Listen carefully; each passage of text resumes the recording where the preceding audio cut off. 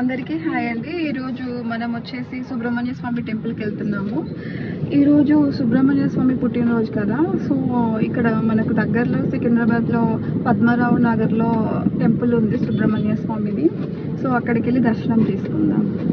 అక్కడ కలుద్దాం. Bye.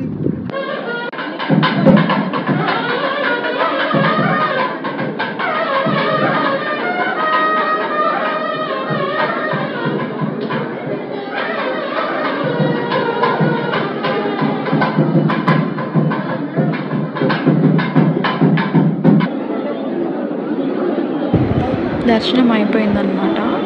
So ఇలా కాసేపు ఇక్కడ కూర్చున్నాము ఒక 10 minutes అట్లా. సో అట్లనే దేవుడిని చూస్తూ ఉండాలనిపించింది. చాలా బాగా జరిగింది. చాలా పబ్లిక్ వచ్చారు. సో అయ్యగారు ఇట్లా మల్లెపూలు వేస్తే ఇట్లా పెట్టుకున్నాను అనమాట. అంటే మా పాపకి ఇచ్చారు. మా పాపకి ఇస్తే ఇంకా నేను పెట్టుకున్నాను.